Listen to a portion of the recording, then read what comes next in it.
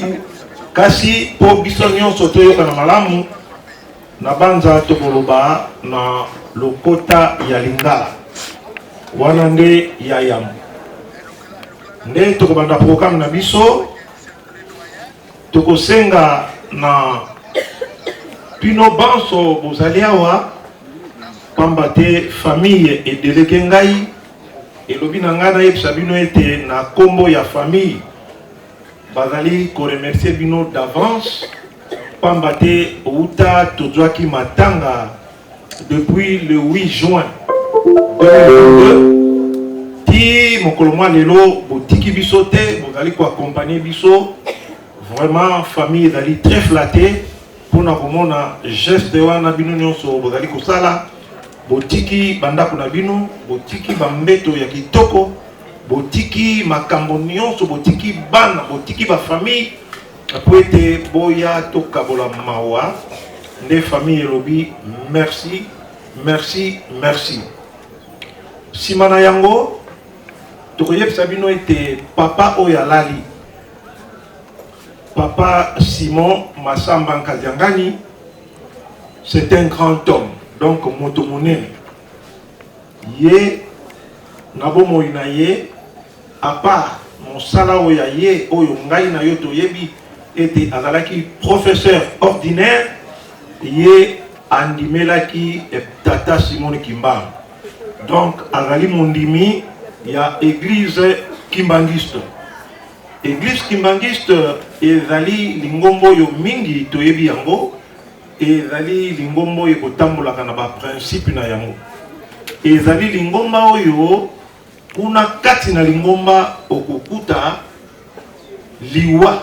contrairement na bafamille contrairement bisika ya mangomba mosusu oyo topesaka mpe lokumu mpe respect mingi église kimbangiste ezali na ndenge na yango oyo kati na lingomba kimbangiste liwa ekoma fête jamais okomona kati na lingomba papa Simon Kimbangu motsuka wei ali kobambama na mabele ali komikata kokata bilamba pamba te moto awei ezaleli wana na lingomba papa Simon Kimbangu ezalaka te pamba te mondimi kimbangiste ayebi moto soko awei akendaka wapi un kimbangiste ayebi liwa ezali nini yango wana na pokwa ya lelo ezali veillée mortuaire ezali bokoko yango na bomoni na principe ya église kimbangiste na rang ya professeur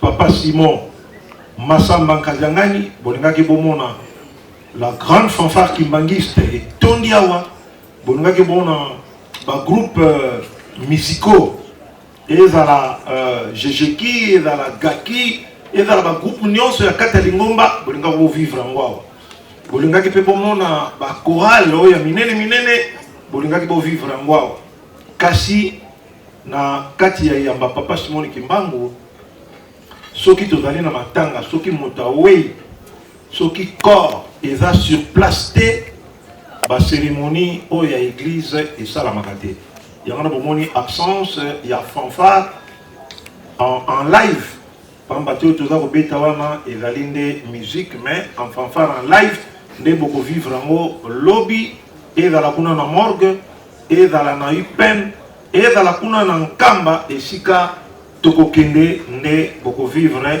l'église kimbangiste sasa ipi tozali kosenga na moto nyonso azali kolanda biso oyo azali na témoignage na ye akende livre d'or ezali wana okoka kokoma makanisi mayo otia yango na livre d'or po ete etikala souvenir pe lisusu tokobenga moto oyo azali na biographie pamba te biso nyonso tovandi awa tosengeli toyeba nani wana oyo toyekolalela wana libanda biographie nde bakotanga soki basilisi kotanga biographie nde bakotiela biso ba image projection ya film ya vie ya papa professeur ordinaire papa Simon Massamba Nkadiangani nde tokolanda yango. Sima ya kolanda yango, soki tokomi na ngonga ya 22h, tokobenga un pasteur kimbangiste akoya kosala prière. Bongo nde tokozonga na interlude musical, wana nde toko tia miziki, tokokota na milongo, pamba te oyo azali monima Papa Simon Kimbangu, toyende fête. Papa Simon Masamba Nkazangani, professeur ordinaire, azalaki monima Papa Simon Kimbangu ndenge tolobi pona biso bakimbangiste toye na fête ne ya suka po ete to rendre ye ba dernière hommage oyo ezali dû na rang na ye le bakotia interlude musical nde tokokota na molongo baoyo bayebi ndenge bakimbangiste basalaka te tokoyekola po ete tokoka kosala bato nde ntango tokokoma na 23h45 minutes nde tokobenga chef de famille akoya po ete apesa biso programme mobimba lobi tokosala boni nini ekoleka pe papa wa biso professeur na biso oyo tolingi mingi nde famille akopesa biso programme ya mobimba akokende kokundamela wapi sasa hivi avant to leka na projection ya film tozali kobenga moto ya zali na biographie akoka kopusa na pene na ngai po ete azwa micro na ngai na bino toyeba monene ya papa oyo toye ko kabola na ye esengo pamba te mpona biso ezali mawa te. En attendant, nous nous remettons entre les mains ya équipe technique kuna batira biso musique tozali kozela oyo azali na biographie aya atia biographie atangela biso biographie simana yango nde tokoleka na projection ya ba image ya nkondo ya papa professeur tolobi oyo azali na témoignage oyo azali na ba mot ya kokoma livre d'or ezali wana kende okoma technique peta biso musique en attendant toza kozela moto azali na biographie. Merci, c'est avec beaucoup de tristesse que na simbi micro pour na romeka otanga CV to sa biographie ya papa Masamba, papa Simon, papa na biso nengati biso.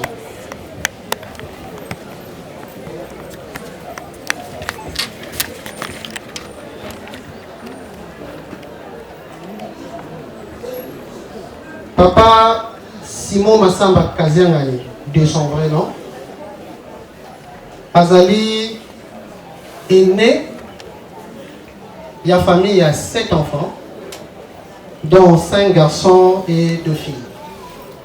Papa Nae, Kombo Nae Zalaki, papa Kaziangani Etienne, et maman Nae, Kombo Nae Zalaki, maman Louvoisi, Ngala Hélène.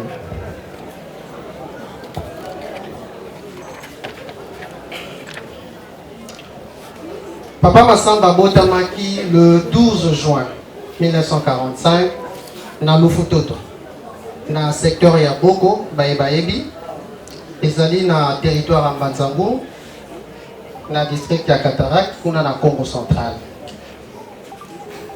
Azalaki marié, Moulonga ni nae toyebi, maman na biso, maman qui kansola ni Marianne, po azali na biso tilelo. On va continuer à kamba biso malgré pas signer papa tili biso.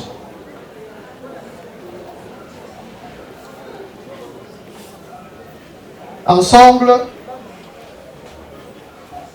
baboti bana na otanga bakombo na bango. Ya liboso ya na biso ndemo na biso na ndenge to pesa ka bango respect.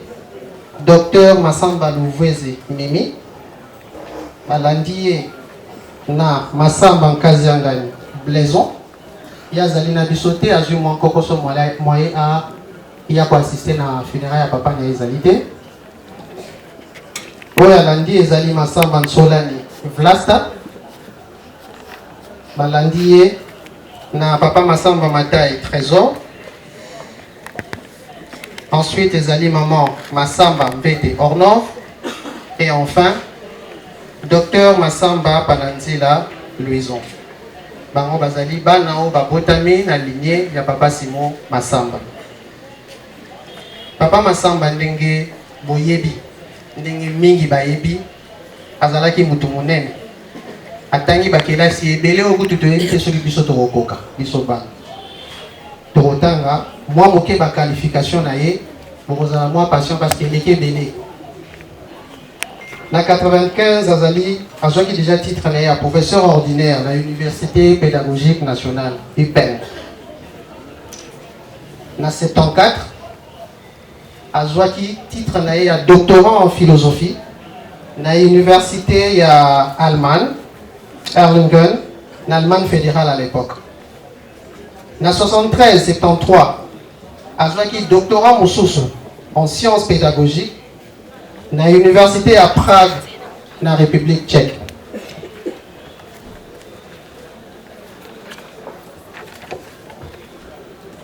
En 1970, toqué dans ordre de croissance, s'il vous plaît, azwaki maîtrise na licence na sciences sociales et pédagogiques. Na université toujours à Prague, na République tchèque. Na 90, azwaki diplôme en développement économie et social. Na université à Pittsburgh, na Pennsylvanie, na États-Unis d'Amérique. Toujours dans la même année, a eu son diplôme en administration publique. Dans la même université aux États-Unis. A déplacé mon quai toujours Kuna, a l'invité à que un certificat en affaires publiques. Dans l'université à Minnesota, dans les États-Unis toujours. Dans 89, a eu diplôme en anglais. Dans l'université d'État de New York, États-Unis. En 89, toujours, a eu certificat en méthodologie de l'enseignement supérieur dans l'université de l'État de Portland, toujours dans les États-Unis. Et en 66, à l'époque aussi, a eu diplôme des humanités normales dans Athénée, en Ngiringiri, à Kinshasa.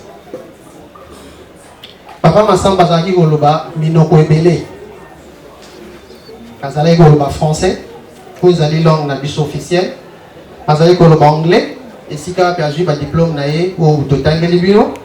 Azali Koloba tchèque, Azali Koloba allemand, évidemment, à Bossani, la langue traditionnelle, Azali Koloba qui Congo, na Lingala. Ma fonction est assumée. Azali membre de l'association Asie-Pacifique, des professeurs leaders en éducation, na Singapour, na Malaisie. À Koufi, à Tikibiso, toujours na titre wana, il y a membre. Parmi les membres de l'association WAN. Azalaki sont membres du bureau exécutif, du conseil scientifique, du conseil international des universités, au siège de Turquie. Azalaki professeur ordinaire de Boyebi na UPN, pendant 95, si na moya lelo ndenga tikibiso. Azalaki recteur de l'université PAIPEN. En février 2019, je pense il y a 2 mois ou 3 mois, dans où il dans la fonction là.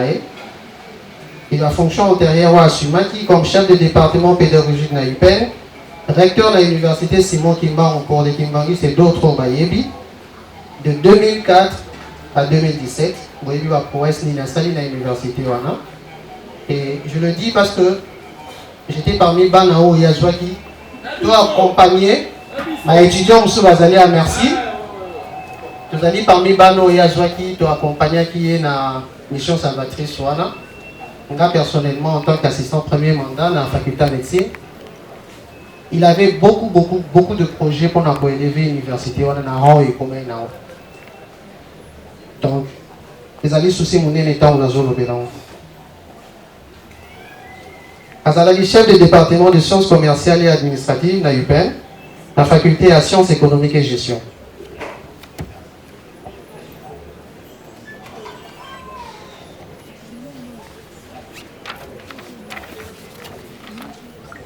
CV Zali Moulaye, c'est vraiment un homme infatigable côté scientifique. Premier vice-président de la conférence internationale sur Simon Kimbangu. Directeur et cabinet à ministre à jeunesse à l'époque. Azalaki professeur et conseiller à recteur à l'université Simon Kimbangu avant il mourra à titre wana. Azalaki professeur visiteur à l'université libre de Kinshasa, professeur visiteur à l'université technologique Bell Campus, Azalaki consultant et animateur na handicap international ONG Oboyebi, ezali ONG belge. Azalaki professeur visiteur à l'université protestante de Kimpese na Congo central. Azalaki professeur visiteur na Institut supérieur de sciences policières na Kinshasa, président et groupe d'éducation d'adultes, secrétaire général académique na USK avant comme recteur, consultant na ONG, je ne vois pas très bien le nom, Ezaki na Washington, Azaki secrétaire général académique na Université chrétienne internationale d'Isaïe à l'époque, conseiller technique au centre Kimbangis de conférence, directeur de projet de formation en alphabétisation au département social et du développement de l'église kimbangiste, directeur pédagogique de l'enseignement national kimbangiste, coordonnateur régional de l'enseignement national kimbangiste dans l'Équateur, Azalaki professeur associé à l'Institut supérieur pédagogique de Mbandaka, là où il a commencé, Azalaki chef de section comme doyen dans l'Institut supérieur pédagogique de Mbandaka, président de la chorale GTK de l'église kimbangiste de Mbandaka, membre du conseil d'administration du département économique kimbangiste de Kinshasa, animateur de l'association allemande pour l'éducation des adultes.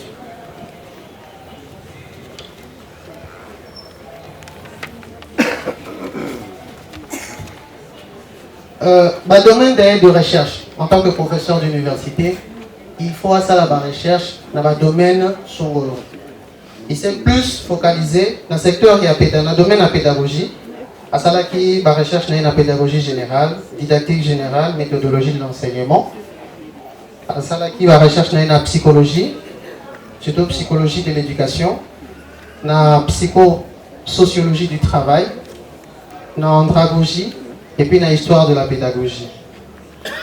À participer à un séminaire et belé, si vous me permettez, dans autant à quelques-uns. Par exemple, Journée internationale sur l'alphabétisation à Kinshasa.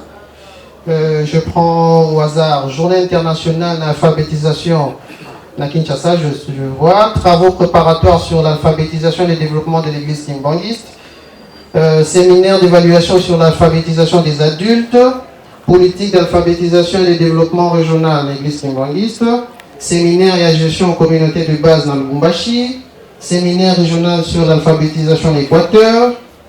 Et élaboration de la loi cadre de l'enseignement non formel en novembre 2008. Atelier et alphabétisation avec la méthode de Gateno à Kinshasa avec l'appui de l'OIF.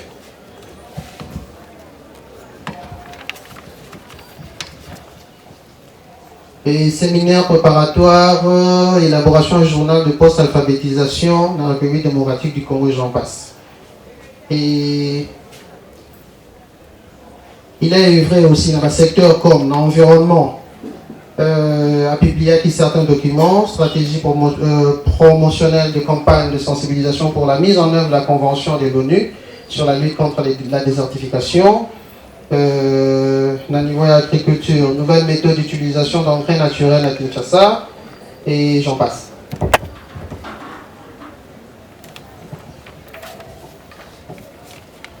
Papa Massamba, à Salari Soussou, Anima qui peut participer à ma conférence dans Libanda.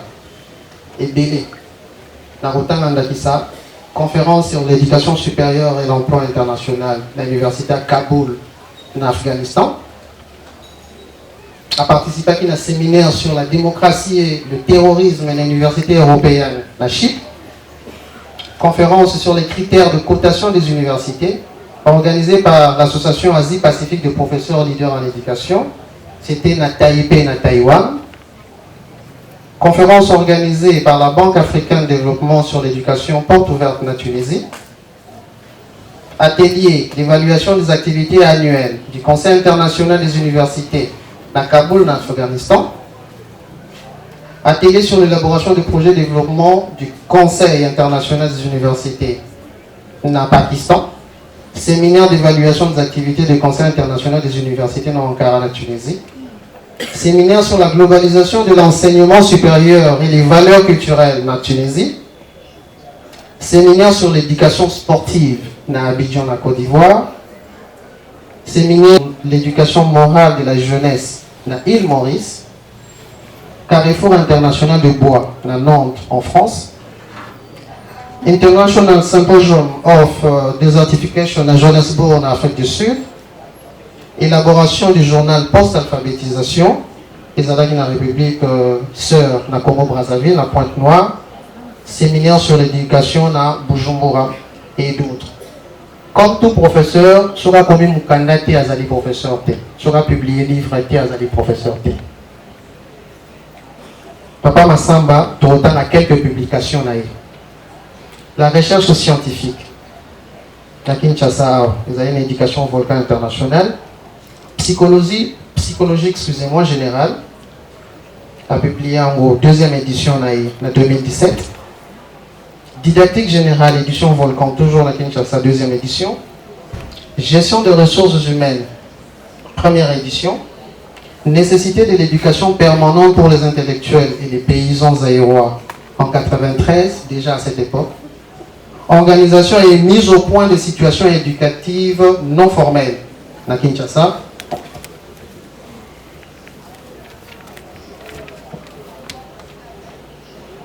Utilité et pratique de l'identification de besoins éducationnels dans le processus d'élaboration d'actions de formation non formelle. À Kinshasa, la place de l'ordinateur dans une école. Il a fait ça. The Kimbangist Church and in contribution to the development of Zaire, à l'université Pittsburgh aux États-Unis. C'est une publication qu'il a fait en 90. Et c'est d'une étude critique des erreurs de lecture et leur incidence sur la compréhension de textes écrits chez les écoliers zaïrois, publié en ISP Gombe. Quelques problèmes psychologiques de l'enseignement, à ça on a eu peine en 85. Enquête sur l'opinion des éducateurs face à la suppression des cycles d'orientation et la fonction du conseiller d'organisation, toujours à l'UPEN en 80. La pédagogie nouvelle et le travail créateur de l'enseignant. Les acquis parmi Bahana loi publié qui n'a ISP Mbandaka en 80. Le travail créateur de l'enseignement dans Mbandaka. Les conditions sociales et technologiques, méthodologiques de l'alphabétisation fonctionnelle dans la République du Zaïre à l'époque. Ou en Salaki en à Prague, la République tchèque. Donc, Papa Massamba a publié qui Ebélé. La liste est tellement moulaïque que celui qui continue à côté en la journée mobile. Donc, de manière brossée, de manière sommaire, Ouane Zalaki Vinaye, na ndenge aboti bana na ye, msalo asali kati na mboka na biso. Moni Boyoki Bino Morope, il a contribué énormément au sein de son église qui est l'église Kimbangiste. Donc, nous étions fiers et à représenter Bino biographie na ye. On espère vraiment avec cœur. Et puis, ce péban a tout le monde make-up. Kolanda bien qu'ils allaient. Il faut vraiment outiller, il faut vraiment la persévérance. N'ayez pas une reconnaissance à la sur la salle. Donc voilà la biographie n'a été présentée, Bruno, avec peine bien sûr. Je vous remercie, merci. Merci. Tata et Amona Pietata Molimo Santo. Nkolo tozongisi lisusu matombe epai na yo. Pamba te olobaki na bacirconstance nyonso tobelelaka yo tozongisa merci epai na yo. Nzambe tokoloba nini mokolo ya lelo ye nde obongisaki yango ete tokokokutana na esika oyo ya Papa Massamba Nkazana Simon na ntina ya bokabwani na biso na ye na nzoto. Kasi elike na biso ezali te na molimo tozali elongo, pamba te mondimi nyonso akoyebaka esima ya liwa lobiko ezali. Tokoloba nini mokanda na Nzambe elobi na Apocalypse 14:13 ete esengo ezali na baoyo bakufa na komba okolo, pamba te misala na bango ekobila bango. Tozali na elika ete mwana na yo mosali na yo mowumbu na yo Papa Simon Massamba Nkazana azwi esika to ebonga na bokonzi na yo. Na yango tosenga epai na yo, pamba te elika na biso na yo ete milolo nyonso ya baobsèque oyo ya Papa Massamba topesi yango na maboko na yo. kolongwa awa na mboka Kinshasa esika tokotambola tina Congo Central na Nkamba Nouvelle-Jérusalem papa totiki nyonso na mboka na neliki ete okoyokisa biso soni te kimia tosengeli esika oyo kobanda ntango tisuka te okombo misato ya bule tata mwana mpe tata molimo mosantu amen. Voilà, tozali kokoba sikoyo